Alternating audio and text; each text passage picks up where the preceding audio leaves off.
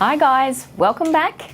We have something exciting in this episode. We are going to be creating one of these resin champagne flutes. Now, I'm going to go through the whole process with you, but I just thought it's something with the festive season coming up. It's great to personalize your glassware, make it your own, keep it in theme with your decor in your house, and why not add some sparkle to it to celebrate? So let's get started. So everything that we'll need today, I'm going to outline for you now. We need a champagne glass. So I've got our champagne glass. But what we also need is to etch up the surface on our champagne glass. So I have a piece of 240 grit sandpaper that I'm going to use. Now, when applying resin on our glassware, we also need a rotator cup machine. So I have that here. And I have also fabricated a smaller size foam piece to go on the rotator shaft here. So I've actually wrapped a smaller, thinner piece of foam around it, taped it with clear packing tape, so I know that that's going to fit my champagne flute opening. Now, we are using our Resi Glaze today, because Resi Glaze is designed to be poured probably about your 4 mils thick. It has excellent self-leveling properties, so it's perfect for this combination of using sort of metallics and glitters. And I'm going to do a matching pair, so we're copying this color here. And the colors that I've used for that, which I'll show you how to do, we've used our gold diamond holographic glitter, we've got our shimmer gold metallic, we've got our flash gold metallic, and we also have our flash red gold metallic. So this will be our color combination that we've used today. I also have our isopropyl in our spray bottle because I do want to use that to clean up and also wipe down my champagne glass after I've given it a nice sand back. And aside from that, I have also pre-mixed our Resi Glaze. Now, if you want further instructions on how to measure and mix that, please make sure you refer to the video in the link below. Let's get started. So the first step is our glass, our champagne flute. Now, although resin will stick to most glass, to make sure it adheres over a longer time period, I do like to etch up my surface of my glass because that also creates a mechanical bond as well as the chemical bond from the resin. So I do like to use my 240 grit, that way I can get a good scratch up on it. And I also only usually etch up the surface of where the resin's going to attach to. So again, similar to this glass, I'm going to etch up about half of the glass and leave the top portion nice and clean. So I'm going to start that now. And I will literally just scratch up, like I said, around the surface that I'm actually adhering the resin to. So I'm going to do that on the bottom half of the flute itself. And I just move my sandpaper disc around a little bit to make sure I've got it so it's not on a worn down section of my sanding disc. Okay, and you can see there, you can see how now it's all cloudy because it's scratched up. That is ultimately what we're looking for, is to make sure that entire surface there has got that bit of a scratch on it, so it's been etched up. Now, the next stage is to make sure it's thoroughly clean. Obviously, I don't want this excess, I guess, glass dust from the sandpaper on there. So I'm going to give it a nice clean down with our isopropyl.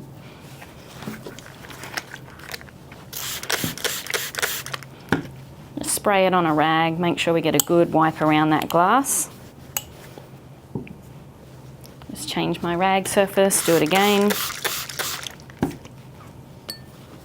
Because the last thing you want is some loose dust on it, which will also cause you issues with your resin sticking on to that surface.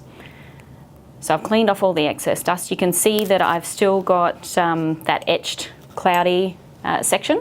So that means we're good to go.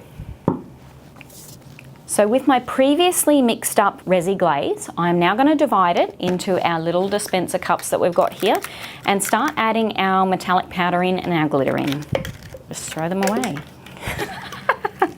Probably start by dividing the resin would help. Gloves. Start by putting gloves on would help. So I've got my black nitrile gloves here, which is basically a given for any resin work. I did fail to mention that I need that earlier on in our list of items that we'll be working with today. So now we can divide up. I'm just dividing up equally in each little cup We don't have a large surface area to fill on this champagne flute, so we don't need a great deal. And we'll start with our shimmer gold, metallic gold. Just a scooping a little bit into our little dispenser cup. Give that a mix in. And I'm going to use this as the base colour, so I'll actually apply this colour first over the whole surface, and then I'll be adding in our flash red gold and our flash gold, just so I can have a tiny bit of contrast of gold tone, so it's not just one flat colour. So we've got our flash red gold now, which is quite a lot darker and a little bit more of a shimmery metallic gold, in contrast just to the shimmer gold. Mix that in. Then we'll go our flash gold next, which is more of a pearl gold. So like a mother of pearl colour with just that hint of gold through it. Making sure we mix it thoroughly. I've got a fair bit of this on the side of the container here, so I want to make sure I do get that into my Resi Glaze mixture. And last but most certainly not the least is our gold diamond holographic. And when adding our glitter into our glaze, you do need a decent amount of glitter in there because we don't want it coming out too translucent. With the bigger chunks of glitter, we have to make sure that we make it concentrated so that way it fills up the resin and you're not left with just a couple of dots of glitter in your translucent resin. And a good way to always check after you've mixed it in is to lift your stirrer. If it looks like you've got a good covering of your glitter, then you're good to go. If it ends up looking like, after I take most of it, like mostly clear and then you only see a couple of little drops on it, then you want to add more. But I'm pretty happy with that consistency when I get the bulk of it up. So we'll leave it as that. I'm going to move our cup rotator more central so I can work with it. I have actually got also a silicone mat here that I'm just putting underneath the cup rotator machine to catch any runoff. You can use something like this because I know the resin will remove off of this and I can use that to put in a job or cut up or do something with later so I'm not wasting it. But you can also use things like tablecloths or other rags or other material, plastic tray lid or something like that to capture all your excess resin as well. But it's a good idea to have something just so it's not going to damage your machine, especially if you want to continue to make cups and keep your items clean. So like I mentioned earlier, I have fabricated this foam to fit the size of my champagne flute. So I'm going to wedge it on there now.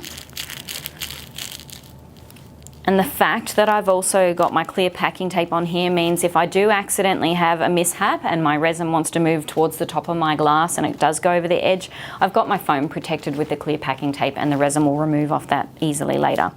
So you can see I've just popped it on there. It's on there pretty firm. It doesn't feel like it's gonna make its way off, which is what we want. We don't want it too loose, otherwise over rotating can make its way off and we don't want that happening either.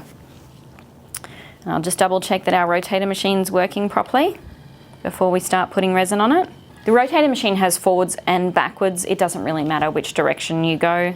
And I'm happy that's continuing to rotate. So this is the fun part. So as mentioned before, I'm going to use my base as my shimmer gold metallic.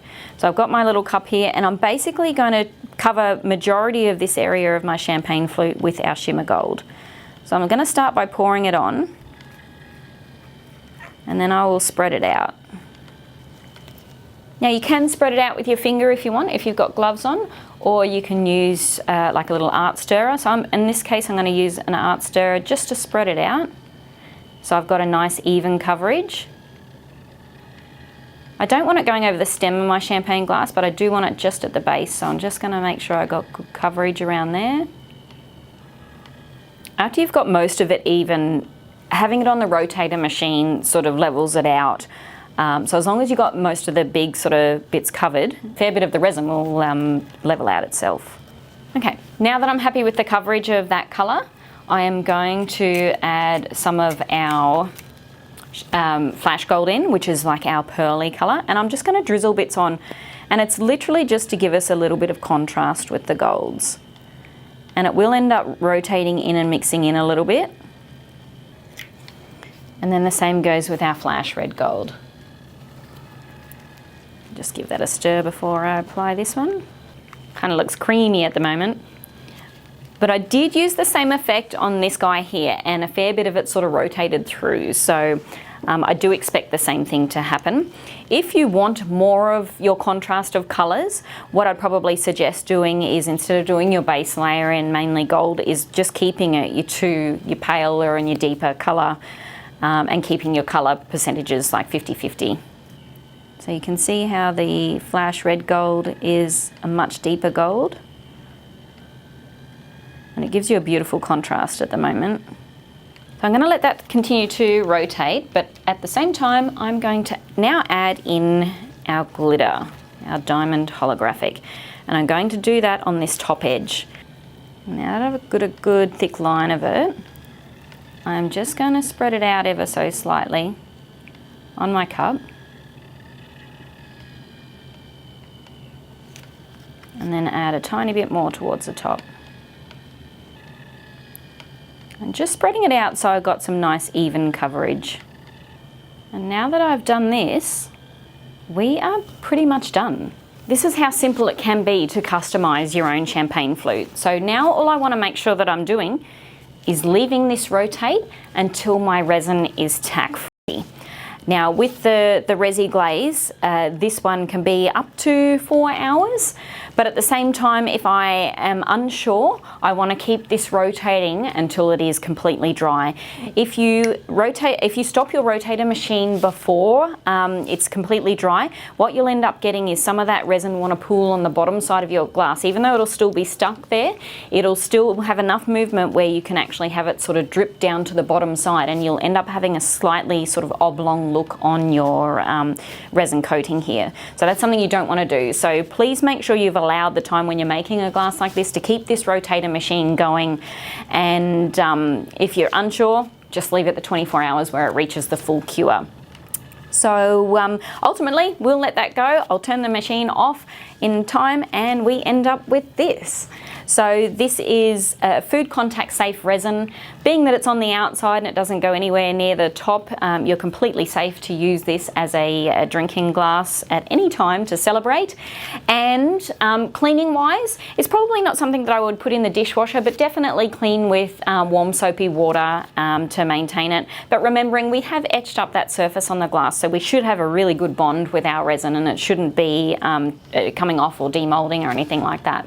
So guys, I hope you enjoyed how simple this method can be to customize your glasses, and I hope you guys get creating too for the festive season.